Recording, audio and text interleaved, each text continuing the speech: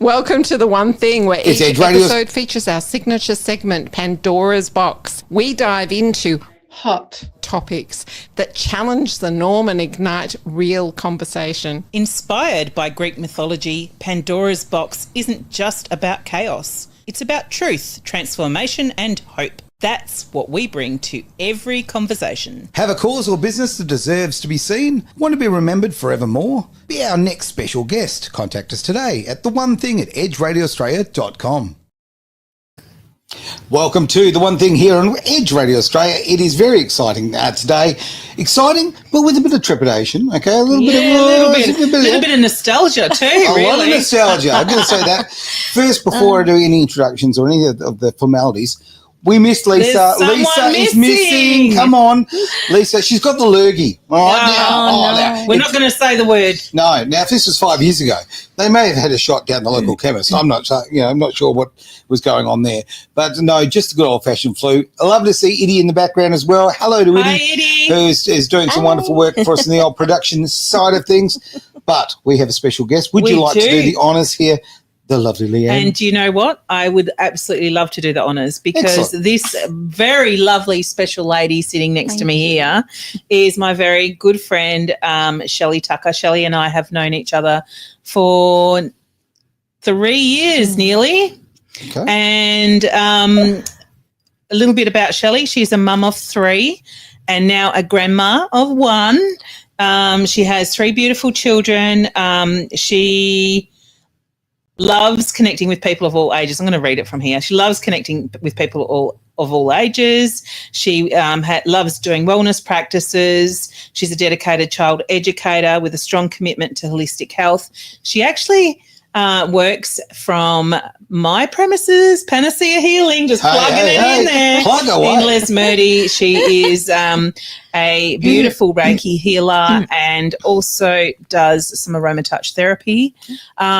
She is a beautiful person, and I'm going to introduce her, and then I'm going to come back to what she has to share with us today because it's still really, really raw. And it's something I only found out about a couple of months ago, and she never shared it with me. So welcome to the couch, Shelley. Thank you, Leanne. Thank you for having me. Thank you, Aaron, for having this beautiful platform for a voice for us all. So thank you. It is absolutely our pleasure. I'm really looking forward to hearing your story because I don't know. I'm in the dark on this one as well. Yeah. And I think a lot of people are going to resonate with you.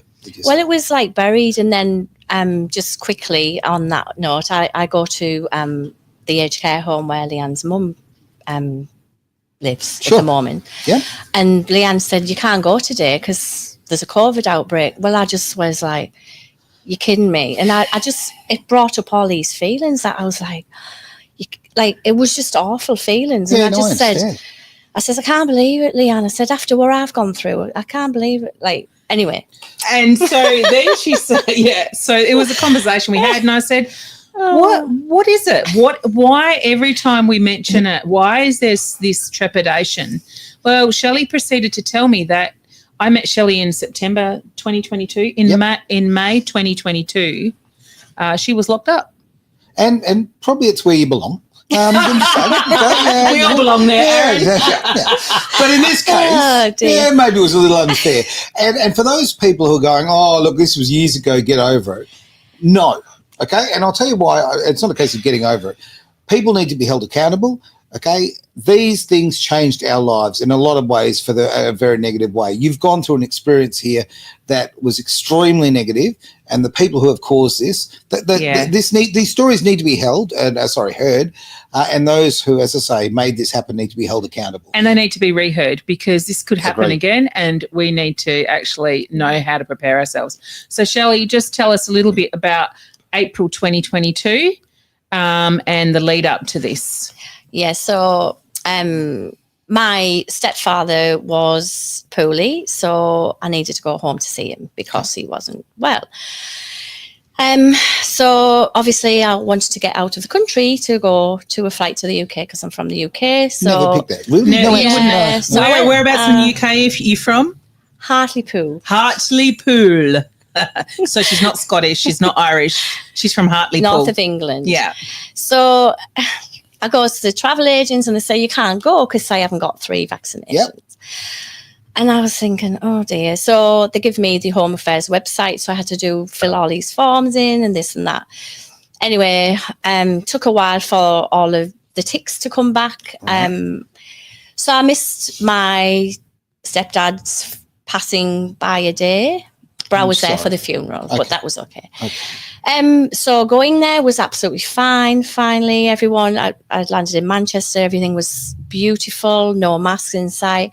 Everyone had got on with their lives and it was beautiful. So there was nothing in sight to do with anything? Nothing at all. COVID related. It was beautiful. And I was like, beautiful getting off the airplane. And I was like, oh, this is exciting. Back to normal.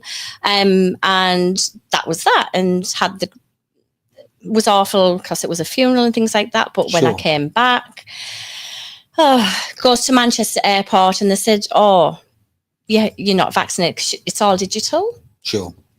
Sadly, there's nothing we can do about that. But so I had to then go to a booth to do a negative test before I flew. So they had like a pop-up booth just to the side. So they give me a quick test and it was negative, and they give me a certificate. So I put it in my bag for when I come back to Perth. Okay. Would they have given you that certificate if you hadn't asked for it?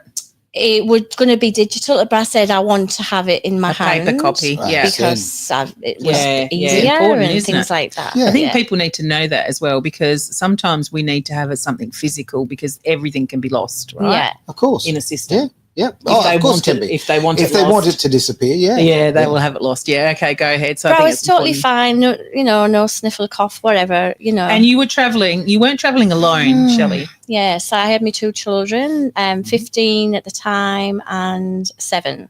So it's 3 years ago now. Yeah. Like I said, I didn't know how it was going to affect me until I was talking about it, and I got a few tears when I was mentioned to Leanne. So I thought, what's going on here? Anyway, so they didn't have to have the testing.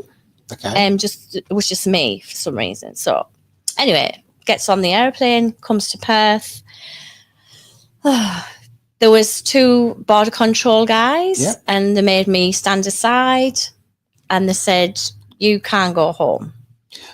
Look down the old barrel of the camera here and tell, look, just you need to really say this and be very clear about this. You're being treated like a criminal, right? You can't go home, right?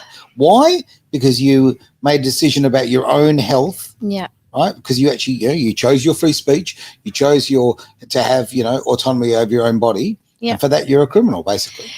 Yeah. I've always looked after me health, right? And when this COVID thing lost my job and all that, everyone was...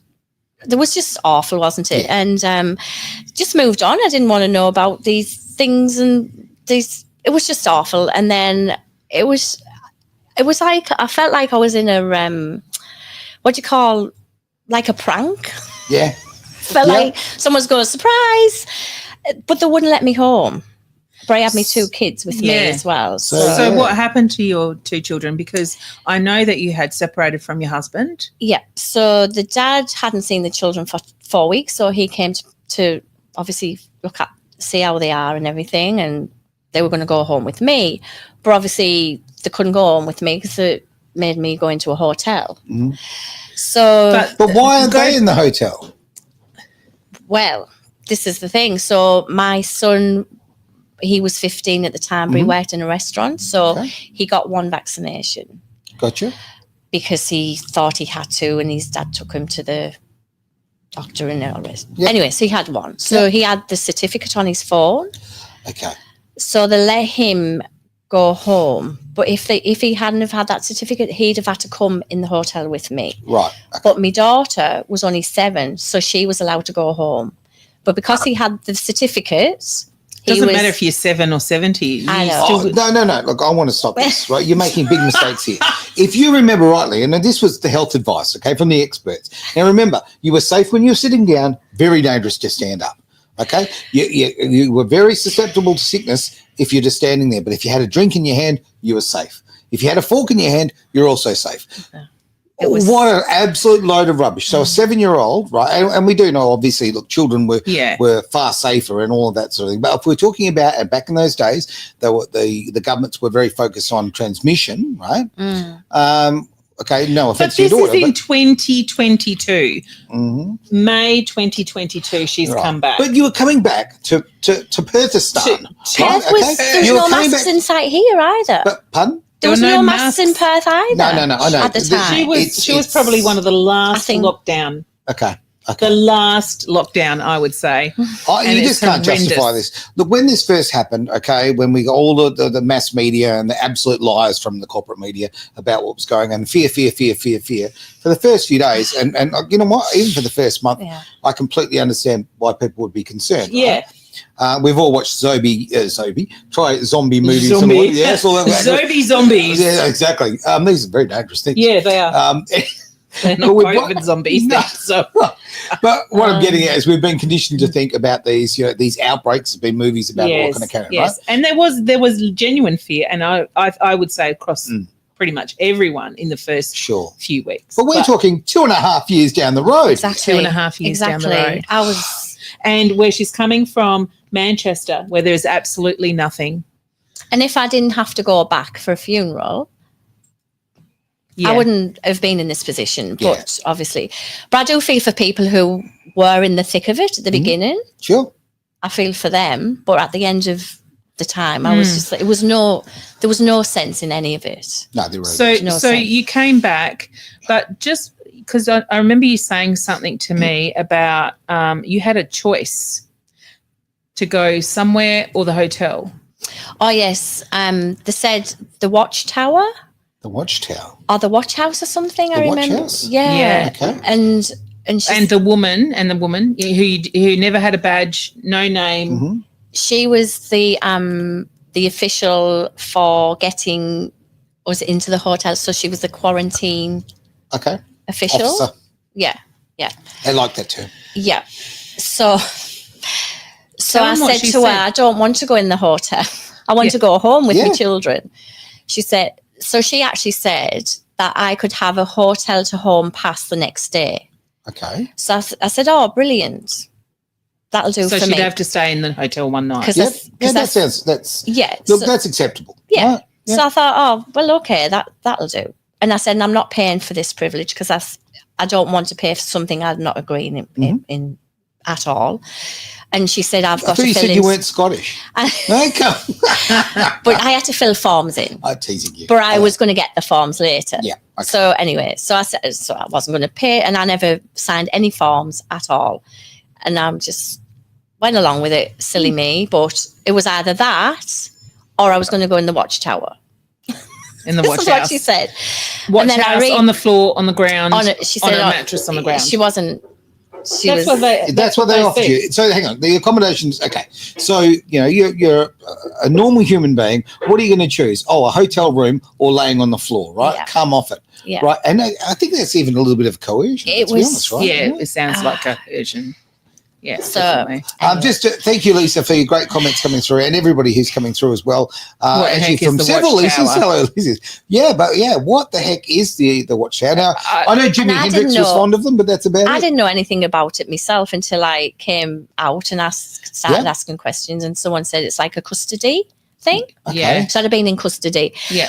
Oh, but okay. Sorry, I will interrupt. Yeah. Right, it's the she would have been in the jail It's the Watch House, right? That's it, the Watch House. I've been there. Oh, okay? right. I have been a guest of the Watch House, okay? Yes, a terrible criminal that I am, right? Okay. And I will tell you the experience that you would have had. I can now actually share with you. Okay. Right. Guess what you would have had to have done. So, right, it's basically the Watch House is all these cells, okay? It's all concrete. Okay, most of them don't have any windows whatsoever. They have the fluorescent lights on 24 hours a day, and no ventilation of any outside source, and no windows. Right? Wow. Okay. Basically, I was there because someone made false allegations against me. I wonder who that could be. That were later found to be false evidence. Right? Oh. So I spent a couple of days there. It was an incredibly horrible experience, and I'd done absolutely nothing wrong. So I just want to lay that out, and there's evidence of that. But this is what you would have had to go through. It is demoralizing. So, okay, I'm going to run you through the entire experience. Okay, sorry, and I don't want to make it about me. do it. I want Because you, we've got time to yeah, I do it, want you to know sure. what a watch house is all about. So I had to go first. I'm dumped in there. Okay, the first thing that they do is they strip you naked, right? Oh, okay? wow. And then they make you spread your cheeks so they can inspect to make sure you're not carrying anything in there. Okay. If you're a man, you have to lift your gear so they can inspect under your gear. Oh my God! Yeah, hang on. This is what happens. So anybody who's gone through this experience, right? Wow. So this is your two options. So you go through that. Now they give you clothes. Now because some of the coppers knew that I was there under false pretenses, right? So they were nice to me, and they gave me. I got the dream cell. Did you get the royal treatment? I got the special cell because they told me straight out, right? They go, look, we understand, Aaron, so we're going to give you the cell with the window, right? Now, the window is about, I don't know, look, it's about 12 foot in the air, but it's up there. but you can actually, the only difference is you can tell, here's the difference, you can tell if it's day or night, right? So that's the thing, right? So it doesn't screw with your mind so much of the fluorescent lighting. It's because it's psychological warfare, right? Okay. And you go in there. It is cold concrete, right? You are allowed to ask for whether you get one or you don't. You can ask for a yoga mat to lay on. That's what she said, wasn't it? A yoga mat on the cold concrete, and there is a stainless steel toilet in the corner, toilet and sink all in one unit, where you go and use that in front of everybody who's walking past, right? Watch right. house. This is what it is, right? So. It is a demoralising, dehumanising experience, that's bloody right? awful. Thank God you chose the hotel. Thank God you chose the hotel. So I'm so glad. I'm sorry to talk but about that. I didn't know what one was because if I hadn't have the children, I'd have said no. I'll go because thankfully I was you didn't. so annoyed with the hotel. Yeah, I don't blame I you. want to go home. Well, I want the bloody hotel. You know what I mean? Like it was just like crazy, and So from there, they said to you, you're going. What happened to the kids? So the dad took them. So obviously they just come home from this holiday. Well, this 4-week trip. So I had to give the kids' dad my key to the house for them to go home to sleep and things like that. So someone that you were separated from, for how long had you been separated? 2 years. You had to give, and rightly so, it's their dad, but you gave him the keys so that they could go to their home. Yeah. And stay in their home. Yeah. And you had to get, Sorry to that's a little interrupt. bit of personal. Yeah, it really is. Just to give a clarification, so we've got questions coming in and appreciate this from Karen. Karen asked about the watch house. Is it male only? No, it is not. Okay, it is there was men and women in the watch house. Yeah, wow. So there you go. So, this is just, especially if you knew, thankfully, I suppose you didn't. But okay, let's look at this. They're ripping you apart from your children. Yeah. Okay. It was awful. Yeah. Yep. So they are, quite frankly, it's emotional. We were tired, We did not have any idea this was going to happen. Of course you didn't. Couldn't. It was, you couldn't we'd moved on. plan for this. Everyone had moved on. I was like, what? You were something like the Twilight Zone. Yeah, I really thought I was going to get pranked. Yeah. So it was that silly at the time because everyone had moved on. Everyone had moved on. So from there you went to. So they obviously then you had to go to the hotel with your suitcase. Yes. So I got my suitcase and they rang me a COVID taxi. A COVID taxi. A COVID taxi, it was called, and it was like a big COVID taxi. I know. It's all right. Have you been in a COVID taxi? I've never been in a COVID taxi. Okay, I've missed out on What's that. a COVID taxi? Yeah, what's different about that? It was just like the maxi taxis. Right. It's just got extra hand sanitizer. Yeah, right? and I thought, okay, this is. And it's got the screen in between. It's got the bars. The like cage bar thing at the front. Of course. And then you're at the back. Yeah, I was in one of them. Wow. And I was escorted to the Murray Street Hotel, the Novotel in Murray Street. In Mary Street? Murray Street. That's my accent. Murray Street. Novotel in Murray Street. Another one. You never believe where I got there. The welcome I got there was so the reception, you got your mat. It wasn't the red carpet way, And there was three people outside with hazmat suits on. No. PPE equipment and masks. 6 people for you.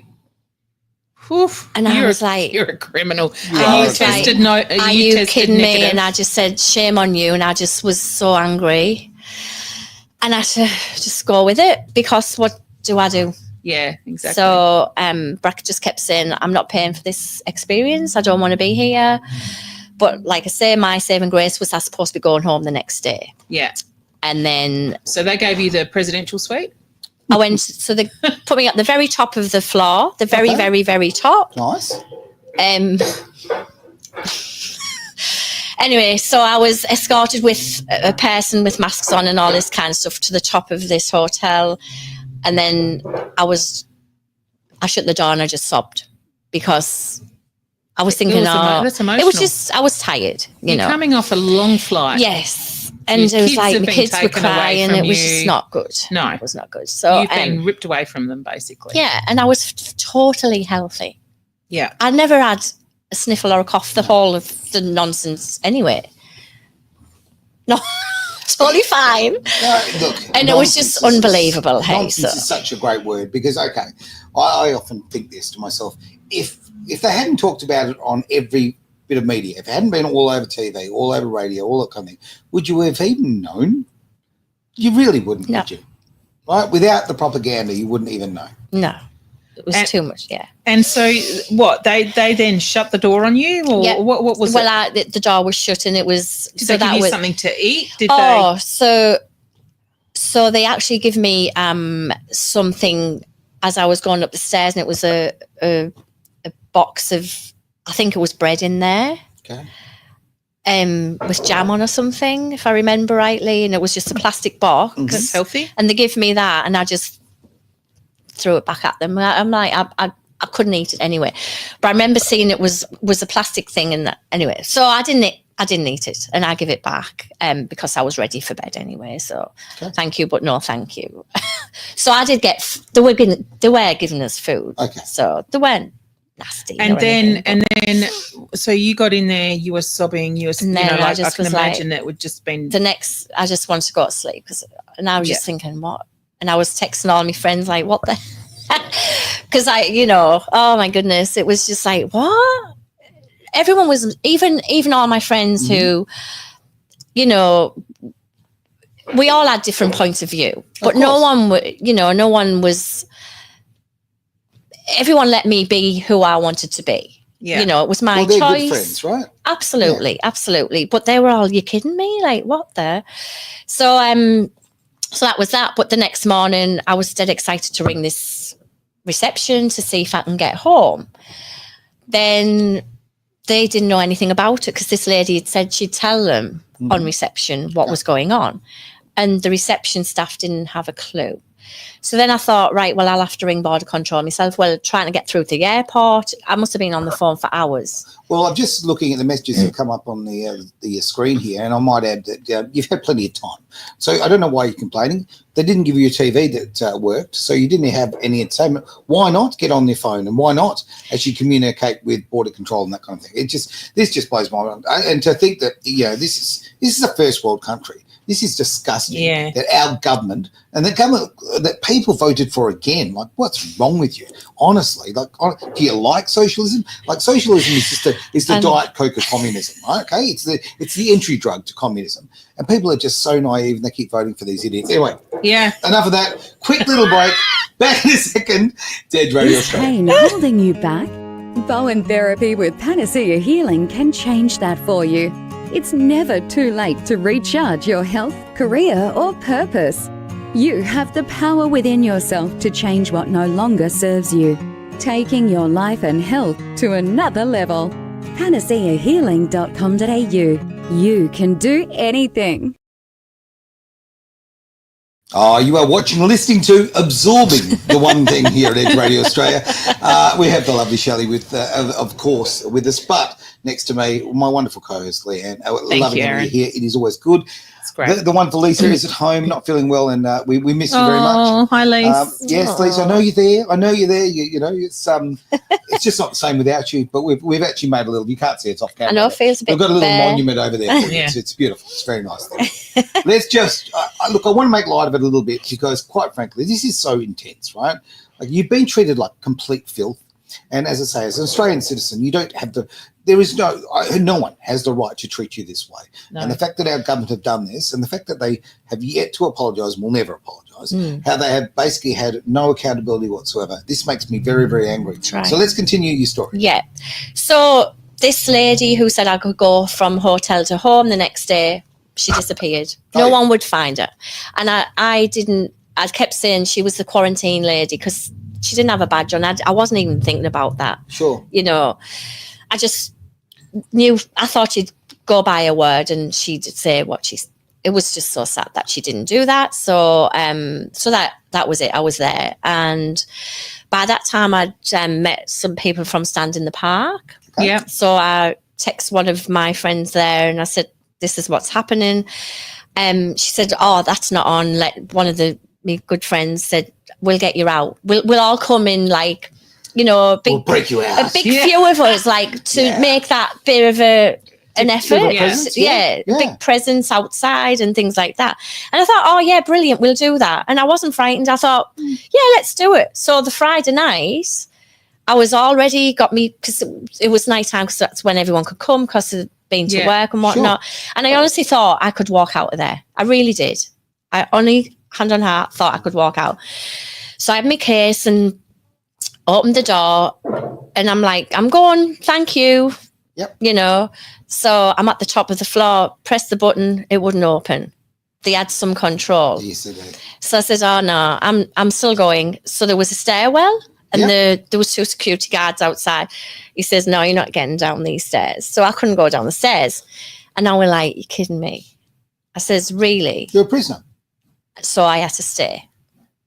So all my friends were at reception, but then I think they caused a bit of commotion. So the police came. Well, the police like to show up for anything. You know? Let's face it. Like, there's only 2 occasions where police will show up, right? Well, actually, there's 3. You know, I mean, if a father's talking to his child, they'll show up for that. Anything to do with COVID, or if there's 15 minutes left of the McDonald's breakfast menu, that's about the only time that the police will actually show up. I don't know what was going on with the conversation with the police, but my friend Corinne and there's a few people were telling me that they were like light-hearted. The police were light-hearted. Okay. They were listening, but they felt like they couldn't do anything with the power that they should have had. Sure. They were listening, but never said anything. Apparently, so it was all nice, but it wasn't. Nothing was. I think resolved. There's a lot of them that were like that. There was nothing resolved. They just did what they had to do. They just had to do what they were doing. Yeah. So then you couldn't get out. Couldn't get out. You had to stay there. I just had to stay there.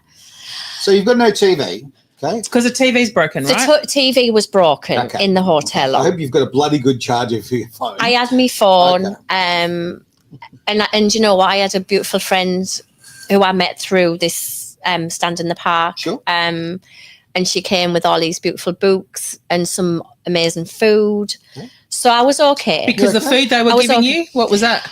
So the next morning when I woke up, I got my dinner outside the door. Okay. And I realised that there's 2 people outside my door, like two, not just 1, 2. Because you're huge and you've got lots of big muscles. And I opened the door and you're going to escape to get me lunch, me breakfast, and I think that was an omelette, if I remember rightly, and it had no knives or forks in there. So I then ring reception, go, there's no knives or forks, and then it was cold by the time. Of course. Whatever. So it was awful. So that day I didn't really eat anything, but the Friday night my friend brought all these amazing bits and bobs because the food was awful and it was all left outside your door. But they let you get the food in, so you could order Uber Eats for you. No. This was a lady, one of the girls who came on the Friday night. Sure. She brought like a bag of thing. No, that wasn't that night. It was the next day. But they allowed that to come in. She had to give it to reception. They couldn't come in or anything. But they were allowed to. I got it. Yeah. But what if someone who coughs near that food? I mean, come on. I know. What if they'd put something in it? Yes, and you had died in there? It was just hilarious. Maybe you could escape using the wooden fork, you know, just carve yourself out there. It was hilarious. It was just so funny. So anyway, that was that. So that was the Friday. This is hilarious. So the Saturday I realised, how did I know this? That was voting day, but I can't remember how I knew about it. Probably online. I can't remember. It might have been. There was something. Was someone mentioned it? I can't remember, but there was voting day, and I know that you've got rights when you vote. So I rings the AEP woman, and I just said, "Look, I'm in hotel quarantine. I need to vote." And she goes, "Oh, I'll get back to you." So they did get back to me and say, you can, but you have to have a negative test. So there was a wellness centre on reception that were looking after you while you were there, like a wellness team. So I rang them and I said, look, I would like to vote, but I would need a negative test. They said, oh, we'll get the doctor to give you a test, because they had a doctor, a nurse, and like a wellness team. Okay. Yeah. Oh my God. Yeah. So I then got, I think it was a Saturday morning, about 10 o'clock, the doctor rang me and said, yes, I can give you a test. So it was left outside my door. So I opened the door, did my test, give it back, and it was negative. He goes, yes, you can come out to vote at 1 o'clock. 1 o'clock. At 1 o'clock. So luckily the hotel's here and there's a hall. It was a voting hall just there, so it was within walking distance. Okay. So I had the security guards watching me go. But the silly thing is, Aaron, I was allowed to go out. I know. Why couldn't I just go home? So again, this is 2.5 years after the outbreak. 2.5 years after the outbreak. You're allowed there. You're allowed to be part of the general pop. You've just proven to them that by their standards that you've got a negative result. Yeah. Like, this is just ridiculous. And let's also, let's circle back a little bit here. You're being kept from your children. I know. And you have your ex-husband in your home looking after your children. Now, I also want to jump to, I'm really appreciating so many people are making comments. The best place, if you want to watch this and make comments as we go, the best place is YouTube. These days, obviously, there's a lot of censorship across the board. Facebook's really full on about that kind of thing. And a lot of times they won't actually let the messages get through. And the other thing with Facebook, this show will only last 30 days until they remove it. So if you go to YouTube, like, share, subscribe, do all the things that we'd really appreciate that.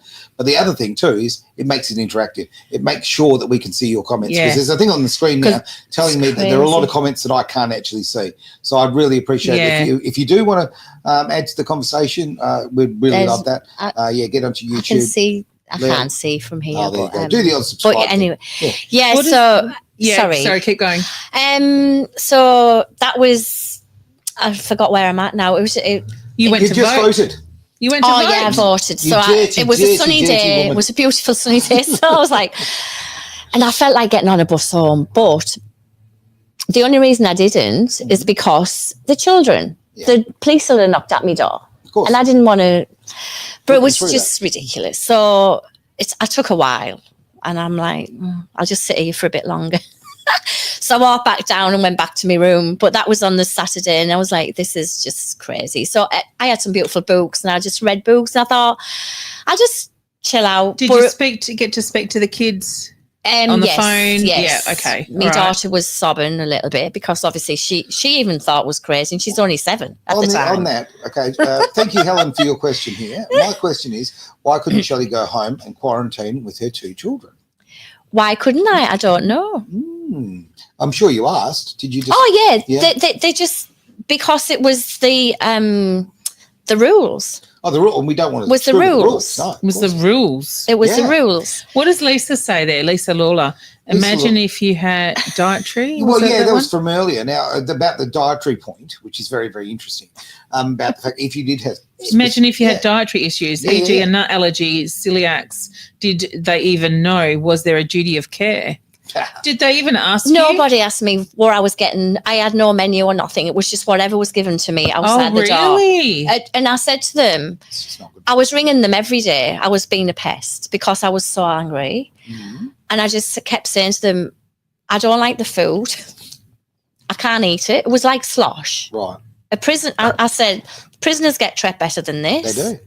That's a fact. It was all mushy in a Could you open the window? Could you get fresh air? No, that was the other thing. And I couldn't even, it was at the top of the floor. There was no fresh air and the windows didn't open. Okay. Well, that's good, though. Again, let's look at the positives. If someone has got COVID, they're recycling that air for you. So make sure everybody gets it. What a great idea.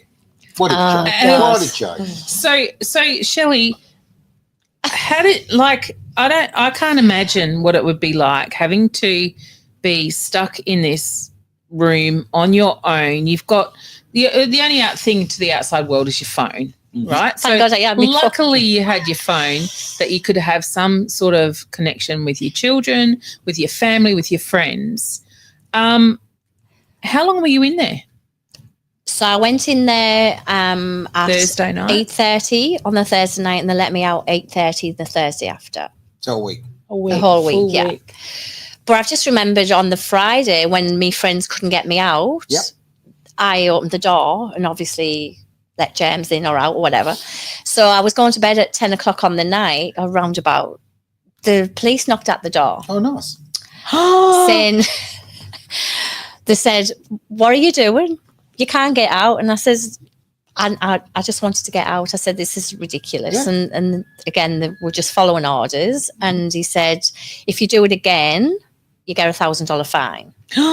So I was like, "All right, you've got me now. You've got me. I can't get out." Point, okay, whenever I'm sorry, I'm going to bite in on this one.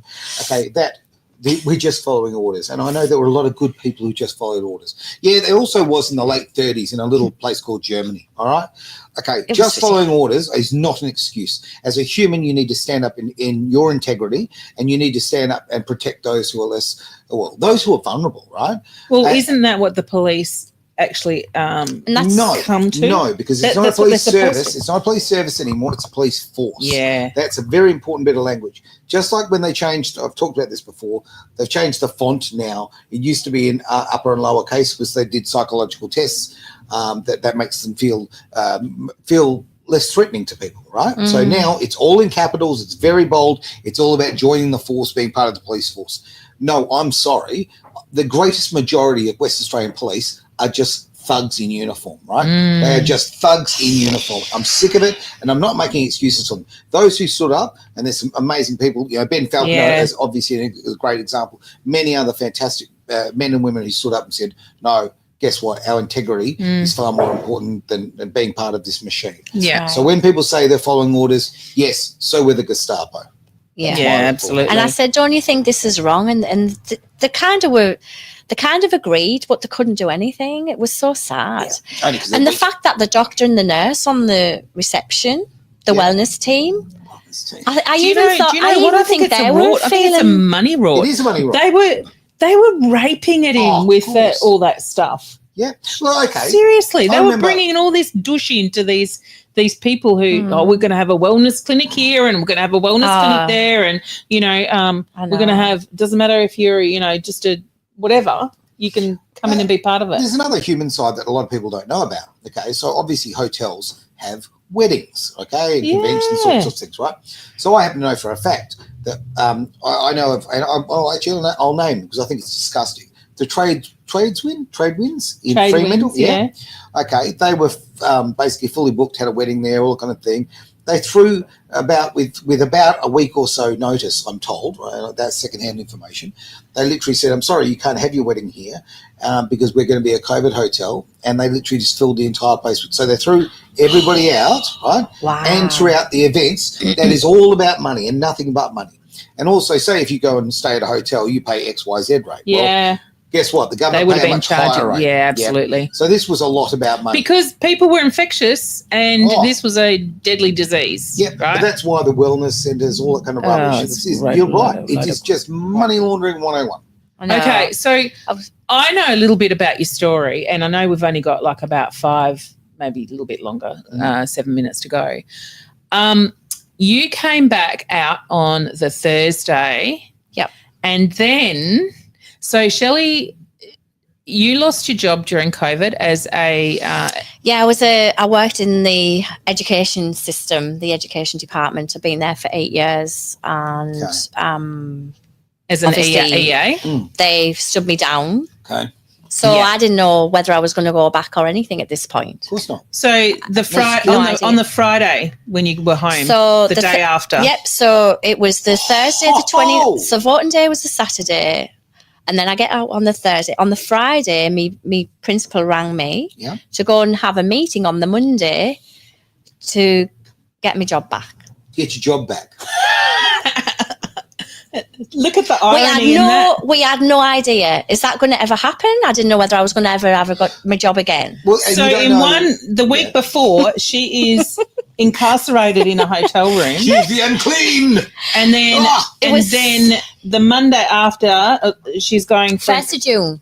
1st of June. 1st of June, she's going back to work with the children. Well, I went for the interview. Like I went to see them, and then I started like a week or two later. But it never was back. It never was nice. Did you ever think? I asked everybody this one, okay? This is what I can't get over. Okay, you know what? You've heard of all the dark ages, this age is the Renaissance, all these different things happen. Okay, I never thought I would live through the dumb ages. Okay, but we have. We have been led by fools through an absolute circus. I think that's the most hardest thing to swallow is the fact that nobody listened to us or even thought, like I say, the police, the wellness centres, people thinking it was okay. It wasn't okay. And you were talking to them every day saying, I want to go home. I want to go home. I want to go home. Because I I was pestering them and they said, well, why? I said, I've got a headache, which I did have one headache one day because of no fresh air. She goes, well, I'll get you some paracetamol. And then I had to pay for it as well. It wasn't even free. But I said, no, I don't take tablets, which I don't. So I just breathed through it and got through it with me books, and it was just a joke. And it was the longest 7 days. Just want to clarify, you said books. With your books. Okay. Because it doesn't sound like books. Oh, books. I had some novels. Some nice, they kept me going, and me friends and me family on the phone. Yeah. So wow. It was just this day and age. Do you know what I mean? It was so sad. So you felt like someone was going to come out and go, ha, sorry. It was just when I was met with those people with the hazmat, like PPE equipment, I was like, where's the cameras? Like, where's the cameras? Because it was that silly. Yeah, the whole thing was silly. It is silly. And it's like, I mean, look, as silly as when you go buy your groceries and you stand on the other side of the perspex, right, while the person touches everything that you've put in your trolley that you've touched. Hello. We live in the dumb ages. We definitely do. Absolutely. So all this conversation came about, and this is why I invited Shelley on the show, is because Shelley goes and sees my mum once a week. Okay. And apparently the nursing home had a COVID outbreak. Okay. And it was getting shut down. And one of the on the last day, the 5 days is over. It's everything's going to be great. They had said they test everyone. They test everyone in that facility. And I think that's across the board, right? Okay. Well, my mum apparently had COVID. Of course she did. And they wanted to give her antivirals. And I said, no to antivirals. But your mum has COPD. And I said, Mum also is really adverse to a lot of medications and she's not having them. Because Mum, we refused the flu vaccine and we refused the COVID vaccines because she had them back in the day. But, yes, we refuse them now. We have the option to. Sure. And, because I think that's what made her, go downhill. But interestingly enough, I get called up and get told that her temperature is at 39.5. Really? And this is the night after, and that her heart rate is elevated. And I said, okay, so what have you done? And they said, well, give him Panadol, but I need to bring the ambulance and she needs to go to hospital. I said, you've just given her Panadol. You need to bring the ambulance and she needs to go to hospital. I said, how about I come there and take her down? Don't forget, this is only 900 metres down the road from me. Okay, anyway, I went there. He's in full hazmat. This old lady is sitting there, and I went in and just sat with Mum, and he walks in and he says, "Oh, Leanne, you're not wearing a mask," and I said, "Well, I'm not scared. it's just a little bit of a sickness." Like I've said this before, I like masks. I'm actually pro-mask. Down the camera, I am pro-mask. It's wonderful. Now I can tell mental illness from about 50 metres away. It's brilliant. I know I don't have to talk to you. If you're wearing one, it's great. I love it. Yeah. So that's how this came about. And the irony of that is these old people are sitting there trying to listen to someone that doesn't speak English as their natural language through a mask, through a hazmat suit, which is what you had 6 of them around you. It was, and that's the thing. And they actually believed that they were doing the right thing. Just remember, they really believed it. Do you remember? We all remember the movie E.T. Oh, yes. The hazmat suits and all the carry-on. Right, for that poor little alien, okay? You became that poor little alien. I loved E.T.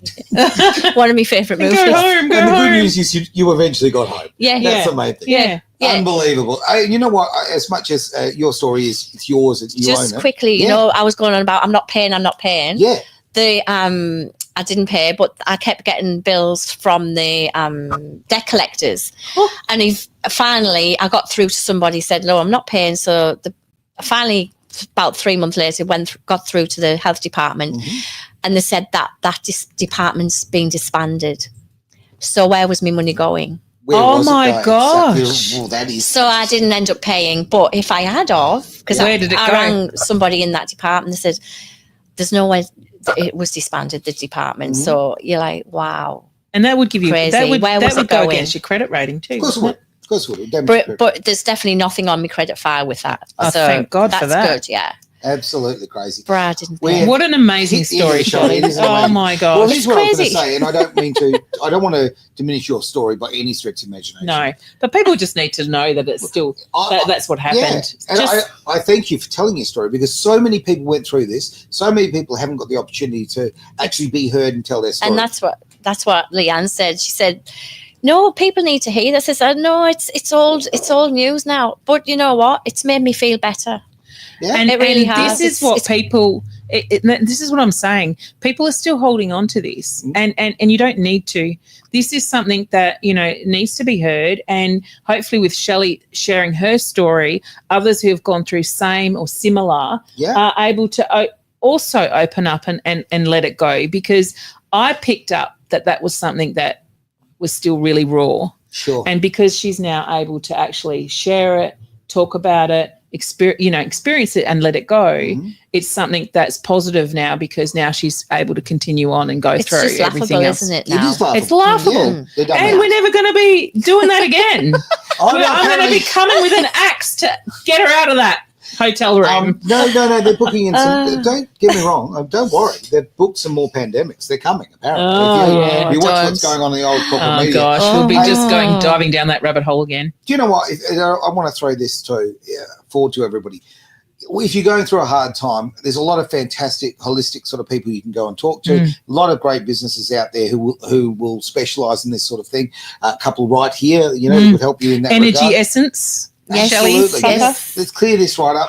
As we finish the show, I also want to just thank those in the background again. I really want to thank Lisa. I want to thank Eddie for all their hard work. And we're going to actually finish on a little movie about WABN, because there's some brilliant businesses on there, businesses that will look after you in these times. So if you're struggling, you want someone to talk to, you want some sort of holistic business, you want a business who thinks like you and is part of your community, this is the way to go. So thank you very much for being part of the one thing here at Edge Radio Australia. Thanks, everyone. Thank you.